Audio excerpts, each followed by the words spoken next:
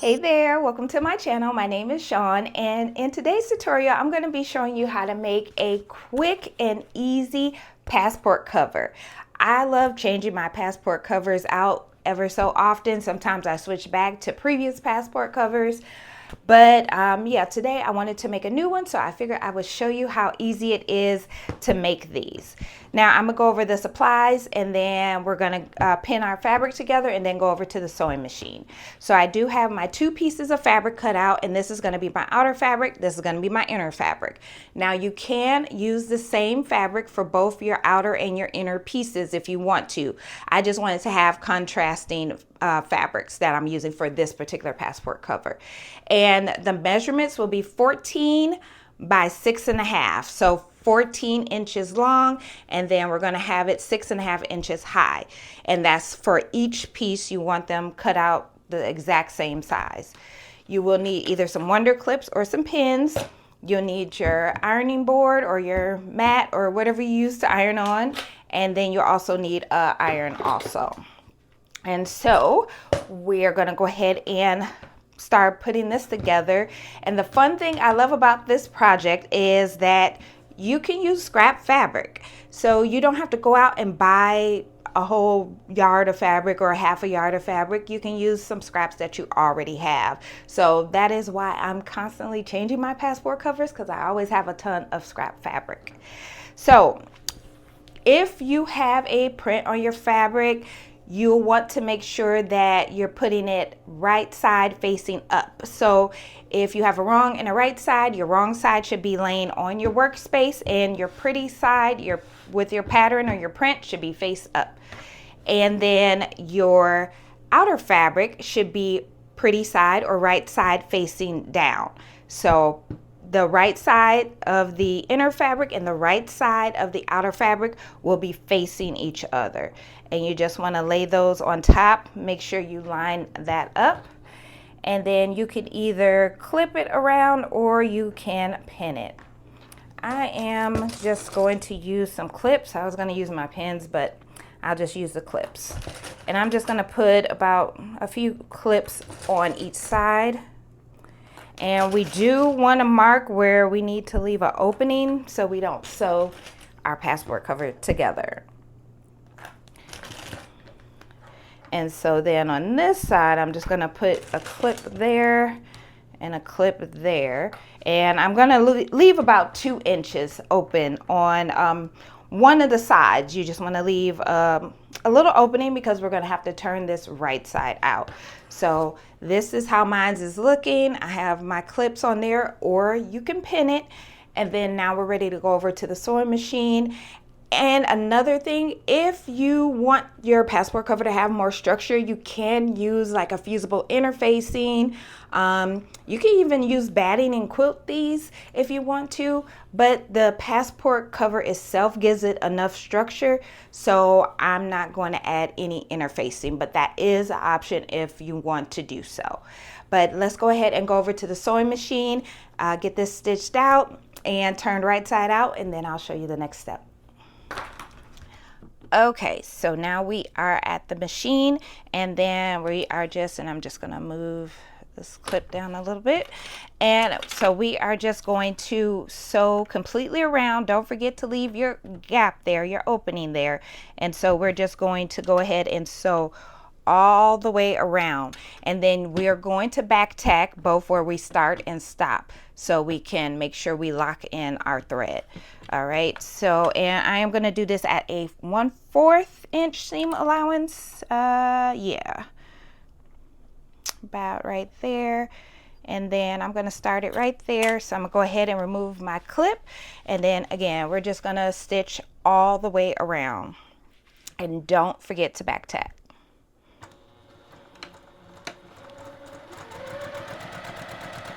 And when you get to the ends,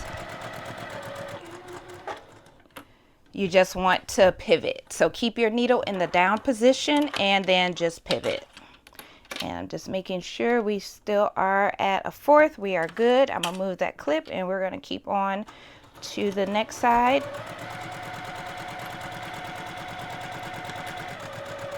And that was a little bit less than a fourth, but that is okay. It's for me. And then same here, we're just gonna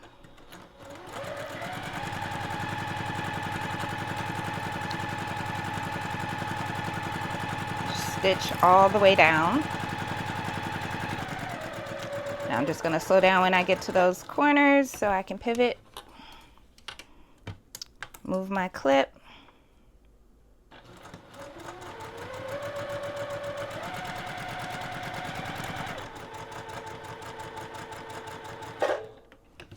And this will be our final side. And I'm just looking at where I originally started. So I'm gonna make sure I leave about, 1.5 to 2 inches right there.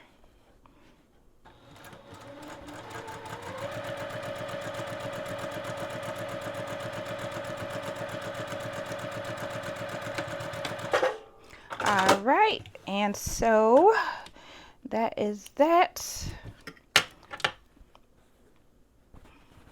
And just checking out my threads here, and I'm just trimming off where I started and stopped. Oops. Okay, and then I'm going to cut my corners. I'm just going to cut right across on my corners. I am not making sure that I don't cut that thread, so just right on the corners, just so they will when you turn it inside out and you go to poke your corners out, they'll sit nicer. And just be really careful because you don't want to cut your thread. All right, and now I will just put this off to the side now, and I will clean that up later. I'm going to get my turner, and I'm going to go ahead and turn this inside out. And I like to try and start from one of the further corners and then just pull it out. And this is important why you want to do that back tack, because during this part, if you don't back tack, your thread can start unraveling, and you don't want that.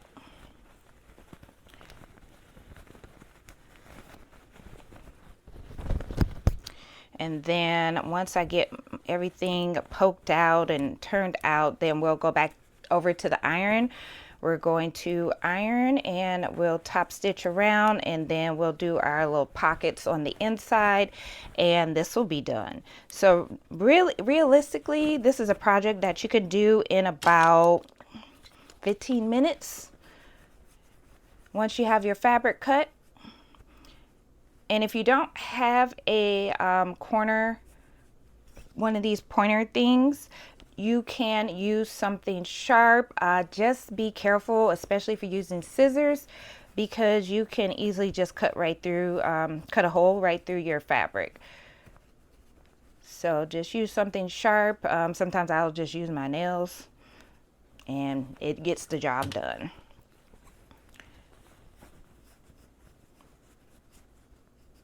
And our corners turned out nice and square, or nice and pointy, how we want them. I love it. All right. And so now we do have that opening, but first we're going to just press this down, flatten it out, and one sec, because this isn't all the way out over here.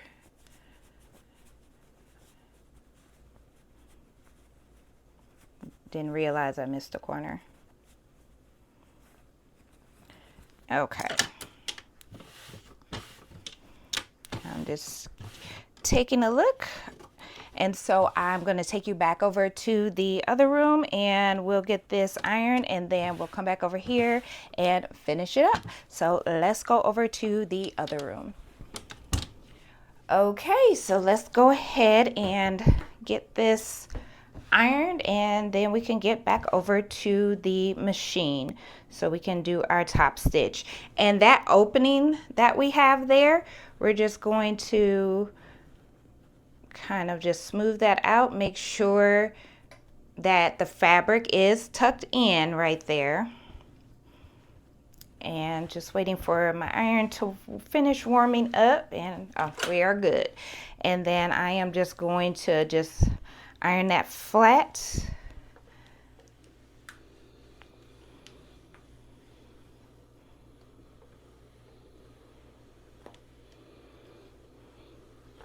And just making sure I get those edges, especially where that opening is. I want to make sure I have that both pieces of fabric are in.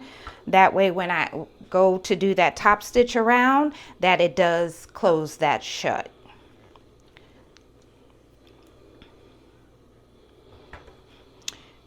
And this actually looks pretty good. And so now we can head back over to the sewing machine and we will get this stitched around. And right now this is how it is looking. That's the back, that's the front. And then we'll sew around, do our pockets, and then we will be all finished. So let's head back over to the sewing machine so we can finish this up.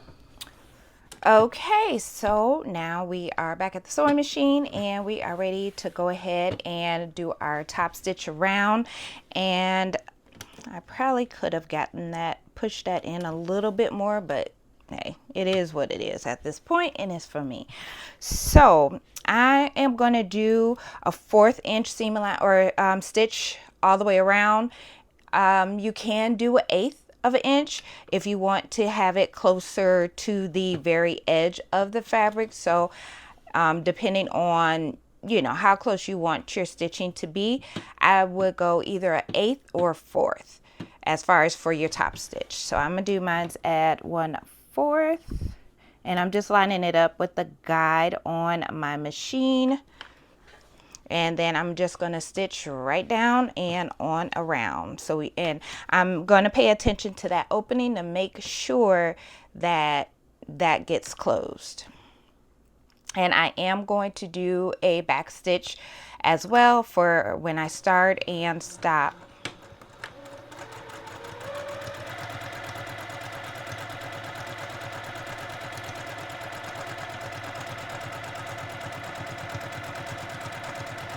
And I was able to feel when I went over that edge, or where that opening, not the edge, to make sure that it did get closed. So I did watch out for that. And then now it's just sewing this around really quick. And I'm going to keep, again, my needle in a down position and pivot, and then just go on around.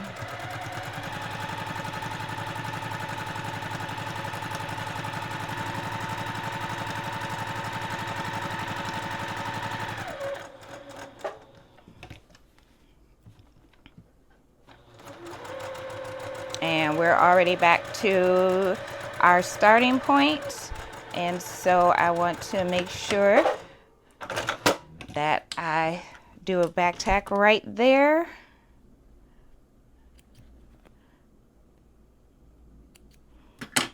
Okay. And so now how I like to measure mine, either you can get your passport and put it in there. I'm just going to do a hand crease and use my measuring, my ruler here. And so we are at 13.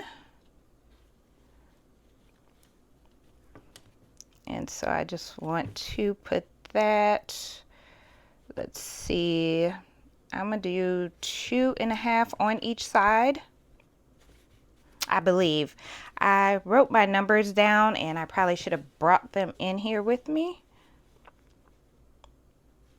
Yes, 2.5 on each, on both sides. So I'm gonna make sure, and you could clip this into place as well, or pin it into place once you have your measurements. So again, 2.5, just making sure that lines up, and I'm gonna just clip it right on the edge there, and then I'm gonna just make sure this is at 2.5, and it is, and then I'm gonna just clip that. All right, and then so for this process we are Now you can just go ahead and stitch just, you know, this, or not this, sorry. You could just stitch this and stitch this. I'm gonna just go ahead and stitch around again, and I'm going to just make sure I line it up with my current stitch. Now you don't have to go all the way around. You can just, you know, stitch just this part, but yeah, I want to just go around just to make sure it is secure. And I'm just making sure that it is lined up so my thread lines up. All right, that looks good. And then I'm gonna just go ahead and do my back stitch. And you just want to make sure you hold that pocket down. And I'm just making sure this side is also lined up. Oops, dropped my scissors. And I'm just using the edge of this just to hold down as it's going under the foot.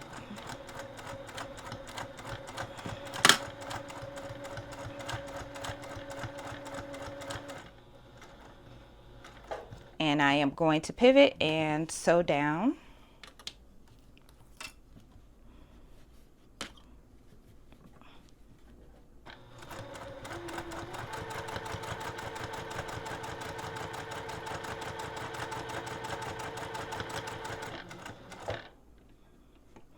And I'm trying to get right on the thread, my thread that's already there, or my stitch.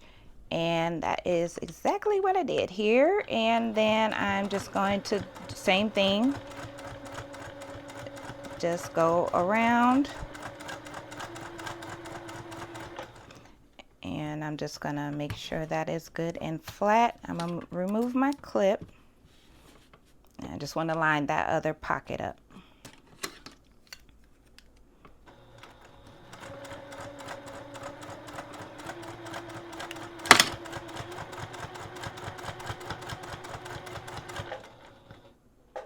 All right, and then we will go ahead and go up this side and we will be finished.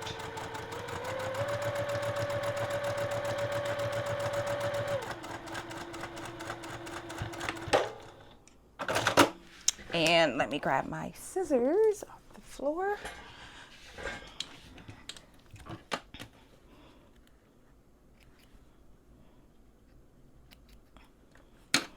All right, and our passport cover is done. So now I'm gonna just take my old one out.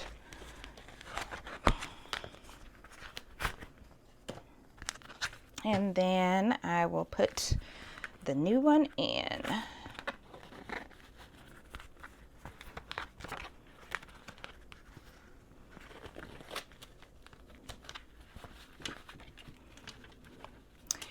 And let me just get that all lined up, and like so, like that. So that is our passport cover. And then when you open it up, let me just make sure all my information don't be out there. And then that's how it would look on the inside, like that. And so your passport cover is done. And again, if you do want it more stable, use fusible interfacing. I'm fine with it the way that it is. I normally just make mine like this because the passport itself is hardcover, so it gives me the stability that I need. But you can definitely add interfacing in there to make it more structured. But that is our tutorial. Again, this can take about, and I need to burn these threads on this one. It can take about a good 15 minutes once you have your fabric cut, because you're just stitching around, ironing your fabric down once you turn it right side out, and making sure that you get that opening closed, that little gap where you turned it inside, right side out. And so, but if you do have any questions, Please let me know below in the comments. I will have all the supplies I use, my iron, as well as this little pointer tool, my wonder clips, my pins. So everything will be listed in the description box. And thank you so much for watching my tutorial, and I will see you in the next one. Bye.